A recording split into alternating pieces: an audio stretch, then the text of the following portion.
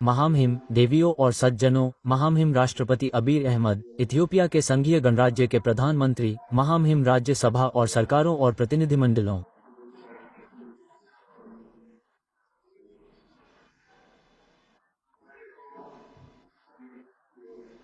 अफ्रीकी जलवायु के इस महत्वपूर्ण शिखर सम्मेलन में सोमालिया के विचारों और स्थितियों को साझा करना मेरे लिए बहुत सम्मान की बात है।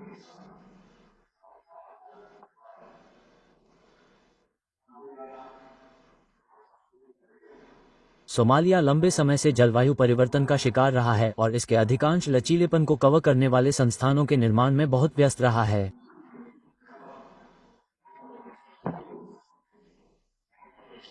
क्षमा करें, जलवायु उत्कृष्टता का अधिकांश लचीलापन और महत्व।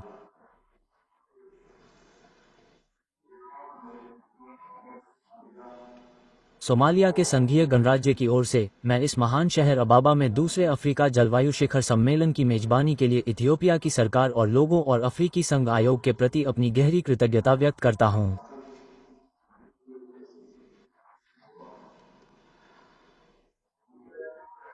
हम अफ्रीका के लचीलेपन और हरित विकास के लिए वैश्विक जलवायु समाधान वित्तपोषण में तेजी लाने के एक महत्वपूर्ण सामयिक विषय के तहत एकत्र हुए हैं। सोमालिया अफ्रीकी समाधानों को प्राथमिकता देने और बड़े पैमाने पर सुलभ और किफायती जलवायु वित्त जुटाने के इस दृष्टिकोण के साथ पूरी तरह से संरेखित है।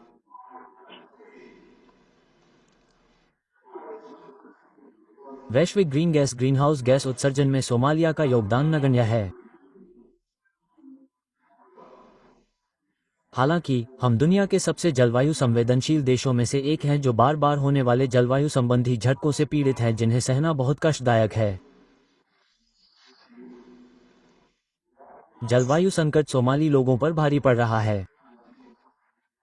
2021 और 2023 के बीच हमारे देश ने 4 दशकों में सबसे भीषण सूखे का सामना किया, जिससे 7.8 मिलियन लोग प्रभावित हुए, जो आबादी का लगभग आधा हिस्सा है। इसके परिणामस्वरूप व्यापक खाद्य असुरक्षा, आजीविका का नुकसान और लाखों आंतरिक रूप से विस्थापित लोग हुए, जिससे हमारे पहले से ही चुनौतीपूर्ण सामाजिक, आर्थिक और सुरक्षा परिदृश्य और भी जटिल हो गए।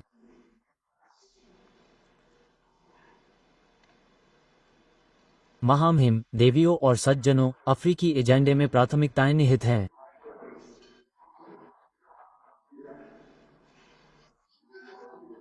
पहले अफ्रीकी शिखर सम्मेलन के दौरान 2023 की नैरोबी घोषणा, अफ्रीकी जलवायु शिखर सम्मेलन ने 2030 तक अफ्रीका के नवीकरणीय उत्पादन को 300 गीगावाट तक बढ़ाने के लिए एक महाद्वीपीय पाठ्यक्रम निर्धारित किया।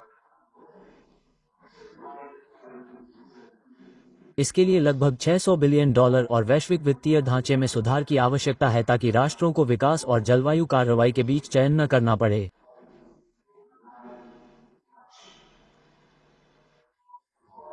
इसमें हानि और क्षति कोष के संचालन और अखंडता आधारित कार्बन बाजारों में अफ्रीका की भूमिका को बढ़ाने का भी आह्वान किया गया है।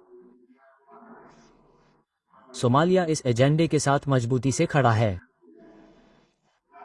उस विजन और हमारे राष्ट्रीय और निर्धारित योगदान से निर्देशित सोमालिया की जलवायु प्राथमिकताएं स्पष्ट हैं।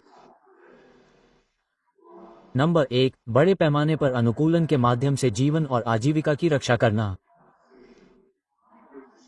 हमारे एनडीसी 3.0 का अनुमान है कि 2025 में अनुकूलन के लिए 6.3 बिलियन की आवश्यकता होगी। –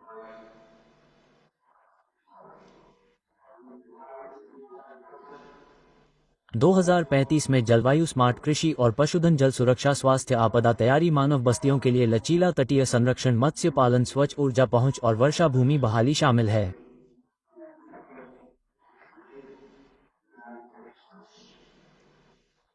नंबर 2, अग्रिम चेतावनी और जोखिम प्रबंधन। हम विश्व मौसम विज्ञान संगठन और भागीदारों के साथ मिलकर हाइड्रोम और प्रारंभिक चेतावनी सेवाओं को मजबूत करने के लिए काम कर रहे हैं, जो संयुक्त राष्ट्र की 2027 तक सभी के लिए प्रारंभिक चेतावनी पहल के साथ संरेखित हैं।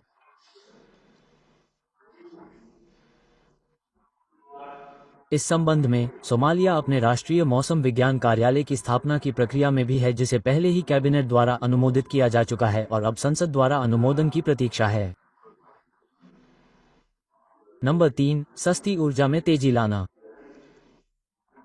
विद्युतीकरण बहुत कम और बहुत महंगा है। सोमालिया में बिजली की पहुंच 50% से कम है, जिसमें शहरी ग्रामीण अंतर स्पष्ट है। सोमालिया विकेंद्रीकृत नवीकरणीय ऊर्जा और कई ग्रिड का विस्तार करेगा जहां ग्रिड दूर है, असाधारण सौर और महत्वपूर्ण पवन क्षमता का लाभ उठाते हुए। 4. नीली अर्थव्यवस्था को अनलॉक करें। स्थायी मत्स्य पालन, तटीय लचीलापन, कोल्ड चेन, बुनियादी ढांचे और स्थायी खाद्य सुरक्षा, आर्थिक विकास और तटीय समुदायों के लिए एक मजबूत जलवायु अनुकूलन सुनिश्चित करने के दौरान निवास स्थान की बहाली में निवेश के माध्यम से आजीविका को बढ़ावा दे सकता है। 5. काप वनों की कटाई और लकड़ी का कोयला।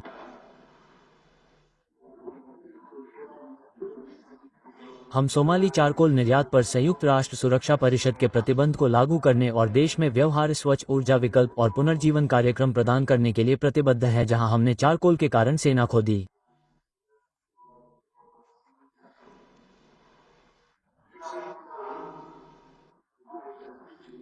हमने क्या किया है? सोमालिया की उपलब्धियां। सोमालिया पूर्वी अफ्रीका का पहला देश है जिसने अपने NDC 3.0 को प्रस्तुत किया है, जो महत्वाकांक्षी जलवायु कार्रवाई को लागू करने के लिए नेतृत्व और तत्परता का प्रदर्शन करता है। - 2022 में हमने 10 मिलियन पेड़ लगाने के लिए ग्रीन सोमालिया पहल अभियान शुरू किया।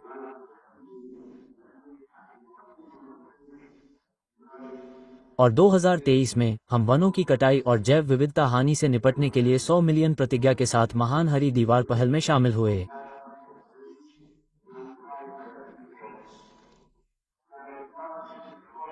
हमने सोमालिया में पहली बार राष्ट्रीय जलवायु कोष की स्थापना के साथ जलवायु वित्त जुटाने के लिए नीति और संस्थागत ढांचा स्थापित किया है।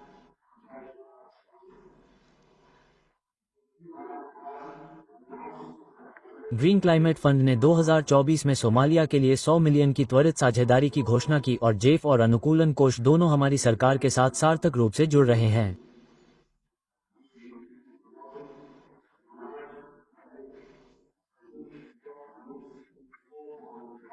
सोमालिया के उच्च राहत ऋण राहत में 4.5 बिलियन की कमी आई है, जिससे 2018 में GDP का 64% से 2023 के अंत तक 6% से नीचे आ गया है, जिससे जलवायु लचीलापन में निवेश के लिए जगह बनी है।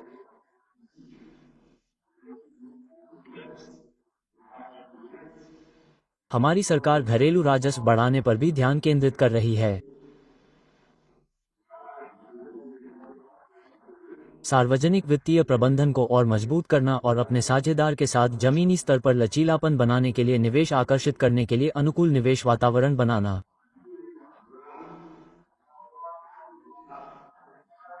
हम शुष्क भूमि में बहुउपयोगी जल बुनियादी ढांचे और जलवायु स्मार्ट भूमि प्रबंधन का विस्तार कर रहे हैं।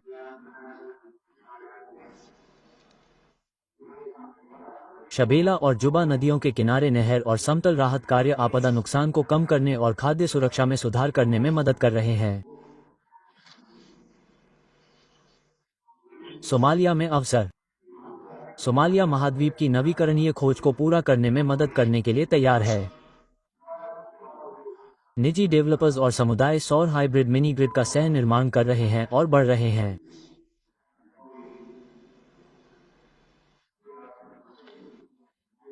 हम अनुदान और अत्यधिक रियायती वित्त के साथ एक सीधा मॉडल का विस्तार करना चाहते हैं, जिससे घरों और व्यवसायों के लिए टैरिफ कम हो और इस क्षेत्र में निजी पूंजी का प्रवाह हो।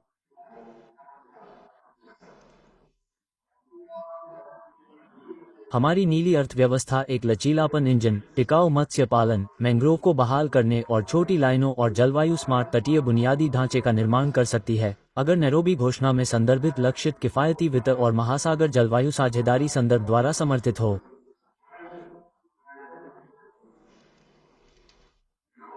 हमारे लोग, किसान, चरवाहे, मछुआरा समुदाय, महिलाएं और युवा पहले से ही समाधान का नेतृत्व कर रहे हैं। सोमालिया में अफ्रीकी नवाचार जड़ जमा रहा है। हमारा काम यह है कि हमारे और महाद्वीप के लिए क्या काम करता है।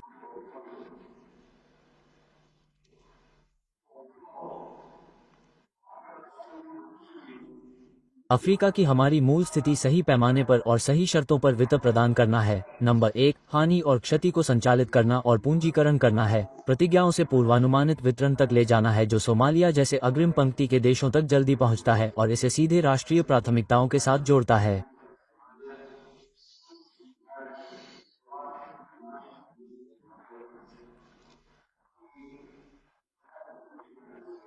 नंबर 3, लचीली कृषि, जल सुरक्षा और प्रकृति आधारित समाधानों में निवेश बढ़ाने के लिए बड़े पैमाने पर अनुकूलन का समर्थन करना। ये सुनिश्चित करना कि अनुकूलन वित्त सीधे कमजोर समुदायों तक पहुंचे और राष्ट्रीय स्तर पर परिभाषित लचीलापन प्राथमिकताओं का समर्थन करें।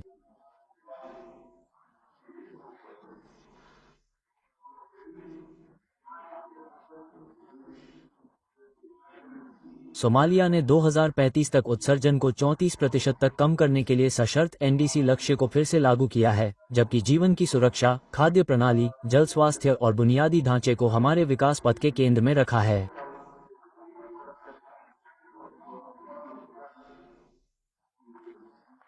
हम हर क्षेत्र की नीति में जलवायु जोखिम को एकीकृत करना जारी रखेंगे, स्थानीय स्तर पर संचालित समाधानों को बढ़ाएंगे और वितरण के लिए मजबूत संस्थानों का निर्माण करेंगे।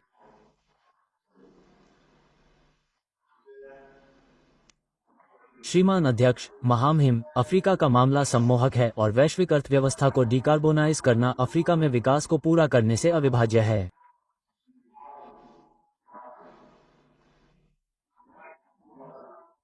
इस अबाबा को उस क्षण के रूप में याद रखें जब हम घोषणाओं से वितरण तक एक साथ आगे बढ़े। मैं आपका धन्यवाद करता हूं।